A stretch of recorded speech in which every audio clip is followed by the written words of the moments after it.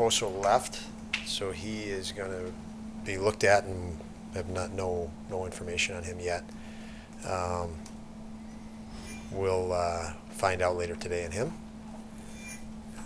Anderson, same situation. Find out more on him today.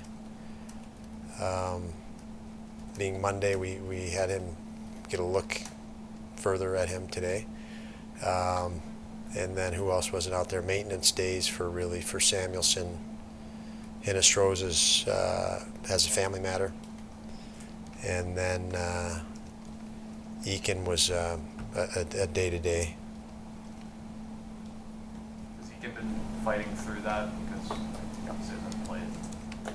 Yeah, he this was he was ill today, so it wasn't due to the injury. He probably would have skated, but kept him off. You know what happened Eakin. Do you know what happened to Kyle? Like his skate caught in a rut or something? It looked like that, Bill, but I don't know exactly what happened. But yeah, it was obviously in the middle of one of the drills. How he turned, I don't know. If you asked if he got caught in a rut. It was when he turned, so I don't know if he got caught in a rut or not. That's I guess what I should say. But it was when he made a turn. So. You have a similar week kind of to last week. I mean, how are you going to approach the next couple days with no game till Thursday? Yeah, they had yesterday off. We will give them tomorrow off as well. I felt today the practice intensity and focus was great. Enthusiasm was great. Energy was great. So tomorrow we have them off. I think our guys are hungry for the games, and I think that prepares us best for those games. We just played so much hockey that, you have 4 days in between games. There's no way you could practice 4 days. I think that's tough on the psyche and everything else. And I think even 3 practices is too much with the number of games they played. So the rest of a day off and then a practice, and then the rest of a day off and then a practice, I think is the best scenario to prepare these guys for the last 2 games, both physically and psychologically. I think they had a lot of energy and excitement to skating today, which is always nice to see as a coach. You go into practice this time of year, and with guys sore and everything else, and the weather turning, and you're trying to figure, okay, what's practice going to be like? And now that we finished, I'm pretty happy with the way it was. Thought the guys were pretty on point and very enthusiastic about being so. We talk a lot in the last couple months about them identifying with. We talk about our culture all year long, and that showed us that it was strong out there to me, and identifying with how we want to play and practicing hard to that objective. Playing to get to the point where we can play the way we want to play, and they were great in practice today in that regard. Now, from a development standpoint, guys like Peterka, Quinn, and Murray, they've been basically playing in the playoffs for 2-3 weeks now. Their production has gone down significantly, but is that a good thing for them to go through all this and understand that it's going to be tougher with these playoff type situations to get your production and those types of things? So, is that, I know you would like them to produce, but it's not the end of the world, is it, with the experience they're gaining? No, I think it's great experience for them. Obviously, we want them to win. We want them to produce. But at the end of the day, it's objective number one is development, and facing adversity and challenges and having to deal with them is why the American League exists. It's to help the players learn to battle and deal and fight through adversity in adverse situations, and they've been in one, and they're still in one. And I don't worry about those 2 players, specifically Peterka and Quinn, scoring. Don't worry about it at all. It's the last thing on my mind. It's in the long run, the battles they've got to go through to meet that objective is great for them. It's going to make them better. And what I watched yesterday, they haven't scored. It could be just they've had chances. I think Quinter might have hit the post a couple times. But they just as easily or just as they haven't scored, they just as easily could have had goals in the span you're speaking of, because they did generate offense. They just didn't score. But has it been tougher on them because of the competition of? Yeah, I think the intensity is ramped up as it would in any season, but I'm not there every day. But I think, progressively the seasons get tougher, especially when you add in the grind factor. There's a wear down factor, and you got to fight through it, and you got to get up and get after it with bumps and bruises and soreness and less rest. They bust. They played at home. They bust. They move around. I think they were on the road, home, and on the road, and that's not easy travel. You're coming back home at 1 a.m., 2 a.m. and playing the next day, and then you get on a bus and arriving at 1 a.m., 2 a.m. and playing the next afternoon, the way their schedule was this week. So, are you operating at, a proficient level? Your work to rest ratio is not there, so you're not going to be sharp. And as I've said many times, as young guys, a really, really big thing for young players is to learn how to play and be effective even when you don't have your mojo, when you don't feel good. And we've talked about that even with Victor Olofsson's injury. He's 30 games, he can't shoot a puck, and he's playing in the NHL. Well, it helped him figure out other ways to be productive or become a better hockey player, and we're seeing the benefit of that for Victor Olofsson. He's more effective 5-on-5 now, probably because he had to fight through that injury being adversity. It pushed him to become a better player in other ways and focus on things that he otherwise wouldn't have had to focus on. So in this case with Quinn and Pederka, this is great. Don, what's the lesson your guys here are learning? They're pushing through for a lot of personal milestones and stats, but they're doing it in the context of the game and still winning games. I mean, look at what Skinner's doing. Thompson pushing to 40 goals. It's not becoming all, I'm trying to get my numbers. They're still playing the game and producing for the team. Yeah, there's no selfishness, and I think people get selfish when they fear there's not enough for them.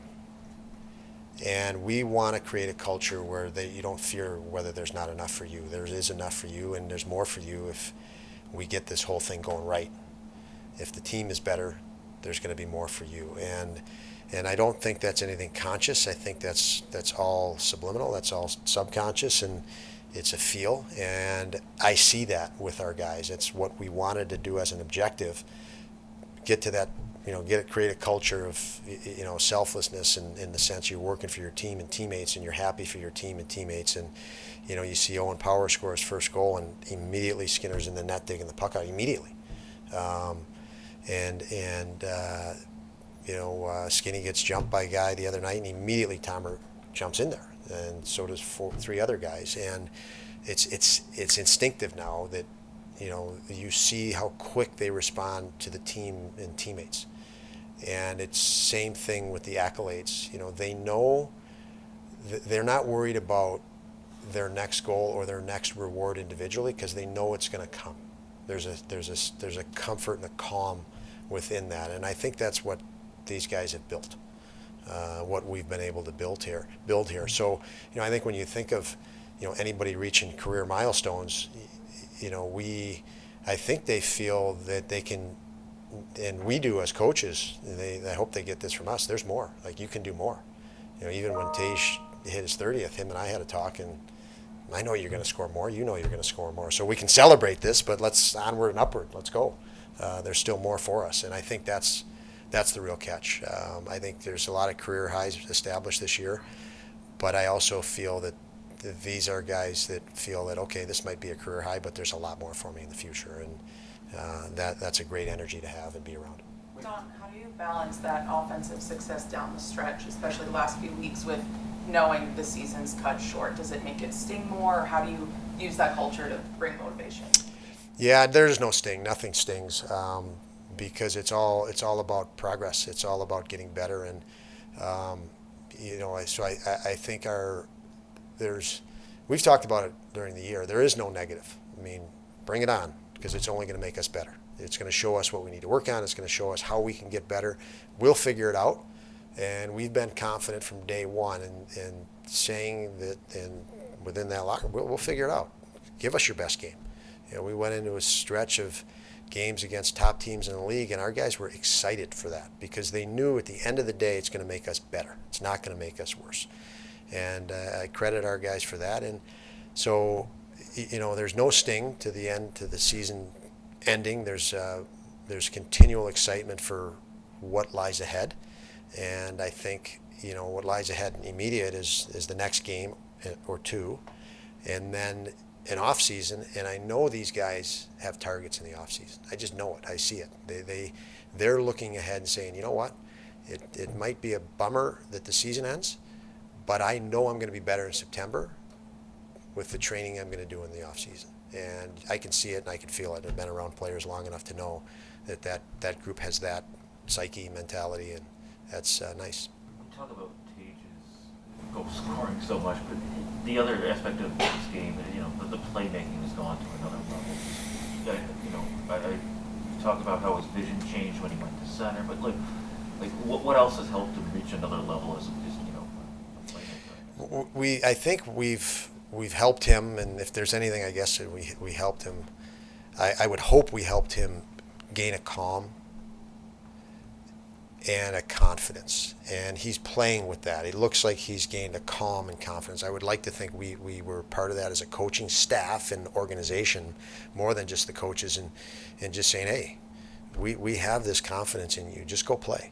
We're working through that process with a guy like Peyton Krebs or other guys. We worked through it with Darlene, and now he is he's not forcing things.